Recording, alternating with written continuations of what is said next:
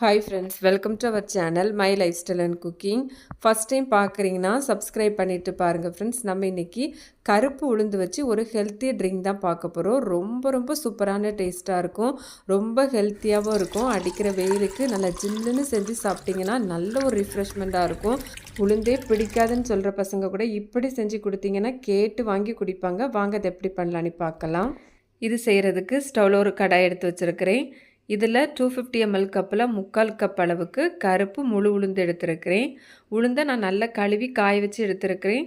நல்லா தொடச்சி எடுத்தாலுமே போதும். இப்போ இதை சேர்த்து நல்லா வறுத்தெடுத்துக்கலாம். இது கூடவே கொஞ்சமாக தொலி எடுத்த வெள்ளை உளுந்தும் சேர்த்து வறுத்துக்கலாம். கருப்பு உளுந்து வறுப்பட்டு வரது தெரியாது, அதனால தான் நம்ம இதில் வெள்ளை உளுந்து சேர்த்துருக்குறோம். சிம்லேயே வச்சு தான் வறுத்தெடுக்கணும். ஹை ஃப்ளேமில் வச்சு வறுத்தெடுத்திங்கன்னா சீக்கிரமாகவே நிறம் மாறிடும், ஆனால் உள்ளே வேகாது.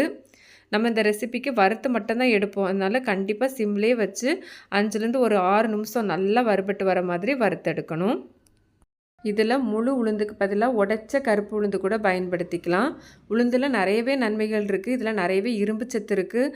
அது மாதிரி கால்சியம், மெக்னீசியம், பாஸ்பரஸ்லாம் இருக்கனால எலும்போட டென்சிட்டியை மெயின்டைன் பண்ணுறதுக்கும் அது மாதிரி ஹார்ட் ஹெல்த்துக்குமே இது ரொம்ப நல்லது. உளுந்தில் கஞ்சி பால்லாம் செஞ்சு கொடுப்போம், ஆனால் அதிகமாக குழந்தைங்க ரொம்ப விரும்பி சாப்பிட மாட்டாங்க. இது போல் செஞ்சு கொடுத்து பாருங்கள், ரொம்ப விரும்பி கேட்டு வாங்கி சாப்பிடுவாங்க. இப்போ உங்களுக்கு பார்த்தாலே தெரியும், உளுந்தெல்லாம் நல்லா வறுபட்டுட்டு நம்ம சேர்த்துருந்த அந்த வெள்ளை உளுந்து கூட நல்லா நிறம் மாறி வந்துட்டு. இப்போ நம்ம ஸ்டவ் ஆஃப் பண்ணி ஆற வச்சிடலாம். அடுத்ததாக சின்னதாக ஒரு பாத்திரம் எடுத்துருக்கிறேன். இதில் 1 டீஸ்பூன் அளவுக்கு சப்ஜா சீடு சேர்த்துருக்கிறேன். இந்த ரெசிப்பியில் சப்ஜாவோ சியாவோ எது வேணாலும் சேர்த்துக்கலாம். எதுவும் வேண்டானா ஸ்கிப் பண்ணிவிட்டு செய்யலாம். இது கூடவே கொஞ்சமாக தண்ணி சேர்த்து நல்லா கலந்து எடுத்துக்கலாம். நமக்கு இந்த சப்ஜா சீடெல்லாம் நல்லா ஊறி வரணும். சீக்கிரமாகவே ஊறி வந்துடும், ஒரு 5 நிமிஷத்துல இது நல்லா ஊறி வந்துடும். இப்போ நமக்கு உளுந்தெல்லாம் நல்லாவே ஆறி வந்துட்டு, நல்லா ஆறி வந்ததுக்கு அப்புறமா நம்ம இதை மிக்ஸி ஜாருக்கு மாற்றி எடுத்துக்கலாம். நம்ம எடுத்திருந்த உளுந்து முழுவதுமாகவே சேர்த்துருக்கிறேன். இப்போ இதை நல்ல பவுடராக அரைச்சி எடுத்துக்கலாம். நான் இங்கே அரைச்சி எடுத்து வச்சுருக்கிறேன். இது கூடவே அரைமுறி தேங்காய் துருவி எடுத்து வச்சுருக்கிறேன். கப் மெஷர்மெண்ட்டில் நல்லா டைட்டாக மெஷர் பண்ணி 1 கப் அளவுக்கு இருக்குது. இப்போ அதையும் இது கூடவே சேர்த்துக்கலாம். இது கூடவே ஃபஸ்ட்டு 1 கப் அளவு தண்ணி சேர்த்து நல்லா பேஸ்ட்டாக அரைச்சி எடுத்துக்கலாம். நான் இங்கே மெஷர்மெண்ட் எடுத்துருக்கிறது எல்லாமே 250 ml கப்பில் தான். இது போல் நல்லா பேஸ்ட்டாக அரைச்சதுக்கப்புறமா இப்போ இது கூடவே மறுபடியும் 1 கப் அளவு தண்ணி சேர்த்து அரைச்சி எடுத்துக்கலாம். தண்ணி சேர்த்துட்டு ஒரு ஸ்பூன் வச்சு நல்லா இது போல் கலந்து எடுத்துக்கோங்க.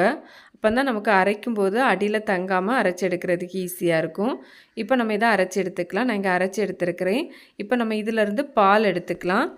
தேங்காய், ராகிலெல்லாம் பால் எடுப்போம்ல, அது போல் தான் இந்த மாதிரி ஒரு அரிப்பில் சேர்த்தோ இல்லைனா துணியில் சேர்த்தோ நம்ம பால் எடுத்துக்கலாம்.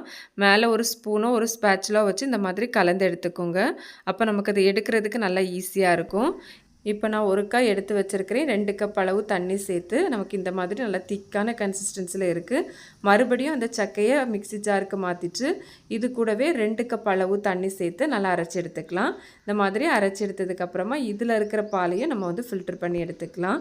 உளுந்துலேருந்து இது போல் பால் எடுத்து செய்ய வேண்டாம்னு நினச்சிங்கன்னா நம்ம வறுத்ததுக்கு அப்புறமா நல்லா பவுட்ரு பண்ணி தண்ணி சேர்த்து நல்லா பேஸ்ட்டாக அரைச்சிட்டு பாத்திரத்தில் சேர்த்துக்கோங்க. தனியாக தேங்காய் பால் எடுத்துகிட்டு அது கூடவே சேர்த்து கலந்து எடுத்துக்கோங்க. நீங்கள் இந்த மெத்தடில் செய்கிறதா இருந்தால் உளுந்தோட அளவையும் குறைவாக எடுத்துக்கோங்க. அடுத்ததாக அதில் வர சக்கையை மறுபடியும் மிக்ஸி ஜாருக்கு மாற்றிட்டு அது கூடவே 1 கப் அளவு தண்ணி சேர்த்துருக்கிறேன். சேர்த்து நல்லா இந்த மாதிரி அரைச்சி எடுத்ததுக்கப்புறமா மறுபடியும் இதிலேருந்து பால் எடுத்துக்கலாம். மொத்தத்தில் இதுவரை 5 கப் அளவு தண்ணி சேர்த்து பால் எடுத்து வச்சுருக்கிறேன். கடைசியாக கொஞ்சமாக மிக்ஸி ஜார்லேயும் தண்ணி சேர்த்துட்டு இதில் சேர்த்து கம்ப்ளீட்டாக அதில் இருக்கிற பால் எல்லாத்தையும் நம்ம எடுத்துக்கலாம். அவ்வளோதான் ஃப்ரெண்ட்ஸ். இதில் சேர்த்துருக்கிற தண்ணியோட அளவு கொஞ்சம் கூட்டி சேர்க்குறதா இருந்தால் கூட சேர்த்துக்கலாம். இப்போ நம்ம கொஞ்சம் கெட்டியாக இருந்ததுனால எக்ஸ்ட்ரா இப்போ ஒரு 1/3 கப் அளவுக்கு தண்ணி சேர்த்துருக்கிறேன். சேர்த்து நல்லா ஒருக்கா கலந்து எடுத்துட்டு கடைசியாக ஒருக்கா நம்ம இதை வந்து ஃபில்டர் பண்ணி எடுத்துக்கலாம். அப்போ தான் குடிக்கிறதுக்கு நல்லாயிருக்கும். அடுத்ததாக இதில் இனிப்புக்கு நாட்டு சக்கரை சேர்த்துக்கலாம். நான் இங்கே 3/4 கப் அளவுக்கு நாட்டு சக்கரை சேர்த்துருக்கிறேன். நீங்கள் உங்கள் இனிப்பு சுவைக்கு தக்கன கொஞ்சம் கூட்டி குறைச்சி சேர்த்துக்கலாம். எந்த இனிப்பு வேண்டானா ஸ்கிப் பண்ணிவிட்டோம் நீங்கள் செஞ்சுக்கலாம். சேர்த்துட்டு நல்லா இது போல் கலந்து எடுத்துக்கோங்க. நம்ம இதில் எந்த நட்ஸ் எதுவுமே சேர்க்கலை, வெறும் 3 பொருள் தான், உளுந்து, நாட்டு சக்கரை, தேங்காய் சேர்த்து ரொம்ப ஹெல்த்தியாக பண்ணியிருக்கிறோம். இந்த மாதிரி அடிக்கிற வெயிலெல்லாம் அடிக்கடி ஜூஸ் கேட்பாங்க வீட்டில், இது போல் ஹெல்த்தியாக செஞ்சு கொடுங்க. நம்ம சேர்த்துருந்த நாட்டு சக்கரைலாம் நல்லா கரைஞ்சி வந்ததுக்கப்புறமா இதில் நம்ம ஏற்கனவே ஊற வச்சுருந்தோம்ல சப்ஜா சீடு, அதையும் இதில் சேர்த்துக்கலாம். சேர்த்துட்டு நல்லா கலந்து எடுத்துக்கலாம். இது போல் நிறைய ஹெல்த்தி ட்ரிங்க்ஸ் ரெசிபி நம்ம சேனலில் இருக்குது. அதோட பிளேலிஸ்ட் லிங்க் எண்டு ஸ்க்ரீன் ஐகார்ட்லலாம் கொடுத்துருக்குறேன். ஃப்ரீ டைமில் சேனலே விசிட் பண்ணி பாருங்கள். கண்டிப்பாக உங்களுக்கு யூஸ்ஃபுல்லாக இருக்கும். இதில் நம்ம தேவைக்கு ஐஸ் க்யூப்லாம் சேர்த்துட்டு நல்லா ஜில்லுன்னு குடிக்கும்போது அவ்வளோ சூப்பராக இருக்கும். கண்டிப்பாக ட்ரை பண்ணி பாருங்கள். இதோட சுவை அவ்வளோ நல்லாயிருக்கும். இது போல் நிறைய ஹெல்த்தி ட்ரிங்க்ஸ் ரெசிபிக்கு நம்ம சேனலை மறக்காமல் சப்ஸ்கிரைப் பண்ணி வச்சுக்கோங்க ஃப்ரெண்ட்ஸ். இந்த ரெசிபியை நீங்களும் ட்ரை பண்ணி பார்த்துட்டு உங்களுக்கு எப்படி வந்ததுன்னு மறக்காமல் கமெண்ட்ஸ் பண்ணுங்கள். ரெசிபி வீடியோ கண்டிப்பாக உங்களுக்கு பிடிக்கும். பிடிச்சிருந்தால் லைக்கோட ஹைப்பும் பண்ணிவிட்டு சப்ஸ்கிரைப் ஷேரும் பண்ணுங்கள் ஃப்ரெண்ட்ஸ். தேங்க்ஸ் ஃபார் வாட்சிங். பாய்.